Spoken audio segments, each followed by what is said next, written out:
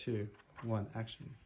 Hi, my name is Mackenzie, and this is my 3-year project, final. So this started off at 2021, September 9th, and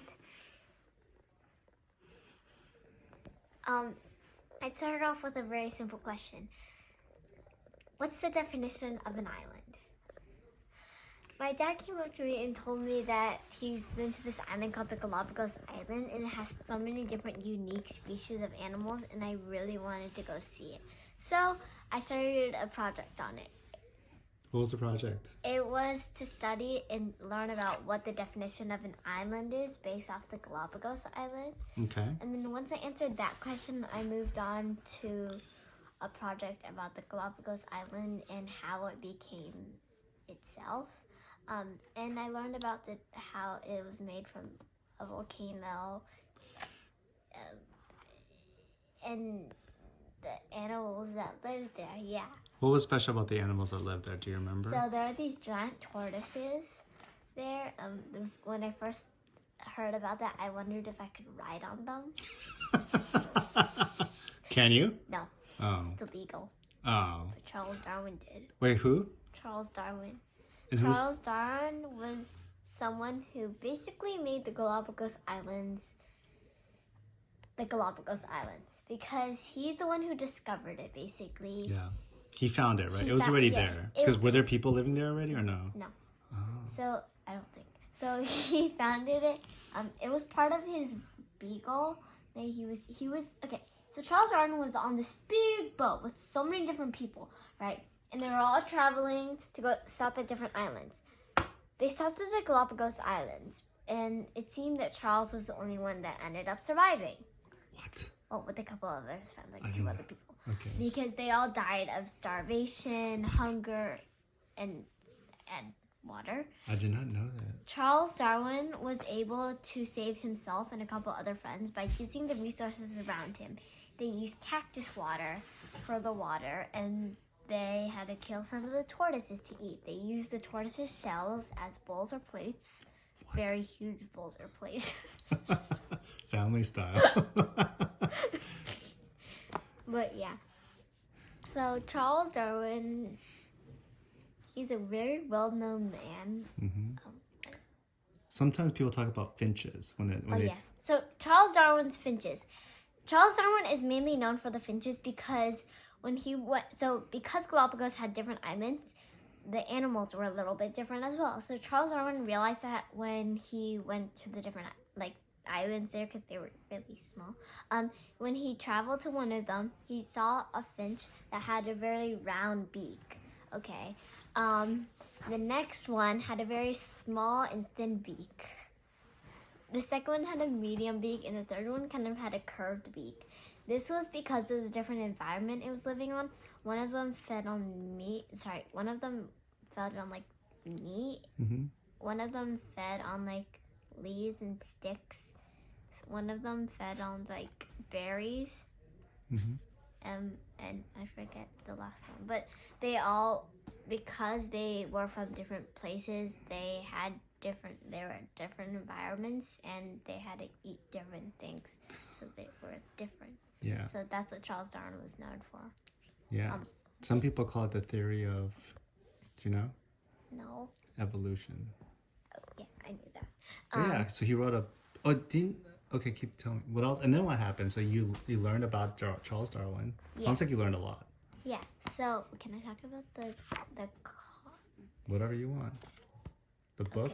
Okay. Or so the animals there are very different compared to the animals here, because of a couple of reasons. So number one, because there's not really any predators or humans there, the animals live very freely and you can get really, really close up to them.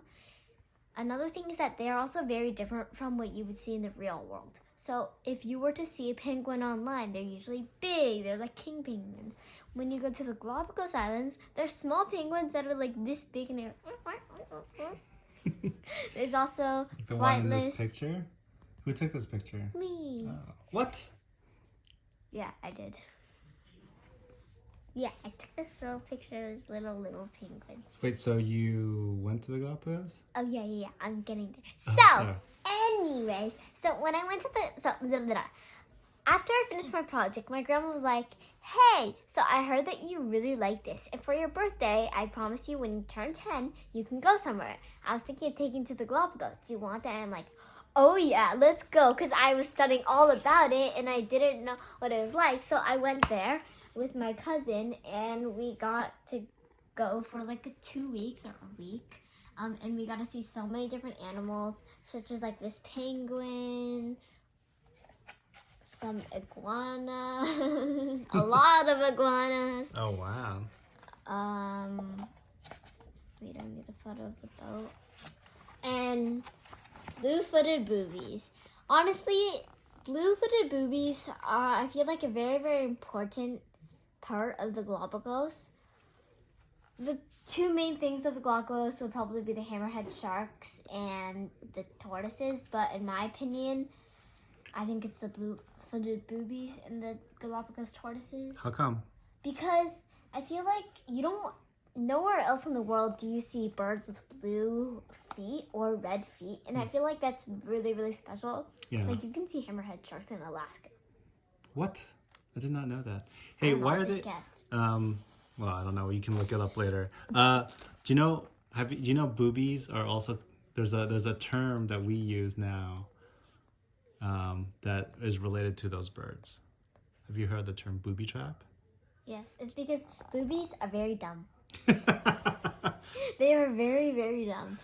Easy to catch. Easy to catch as well. They don't really have any minds. It's like if their brain cell was like this small and their body was like this big. Okay, like a dinosaur maybe. Like a dinosaur. Yeah, dinosaurs with little arms. Okay. Anyways, so yeah, we saw a bunch of blue-footed boobies. I also really enjoy the iguanas. The iguanas are probably a big part of the Galapagos Islands as well, especially the saltwater iguanas. Because when you go there, you have to be careful where you step. Because number one, there's a lot of baby animals there. Also, the iguanas spit out salt. Yeah. Because why? They swim in the water. They learn to swim in the water? They learn to swim in the water, correct. So what's cool about it is that they feed on algae and such as that. So they go underwater. They can hold their breath for at least like an hour. I don't know. But they hold it for a really long time. And they're really, really good at swimming. The problem is that because they're so good at swimming, it is salt water. So they have to open their mouth. And they drink salt water. Nobody likes that because I like to cough it up and it's disgusting. And so the iguanas think so as well. So they spit out the salt out of their noses because it's too salty for them and they need somewhere to let it out. Cool. And then tell me about this book. Was it easy to make this book? This was a very, very hard process because number one, Google Photos we thought kept on deleting it. And number two. So you had what's bad about deleting it? Is that okay? So I took in total I think like 250 photos. And obviously I wouldn't have 250 photos in here because that's a lot.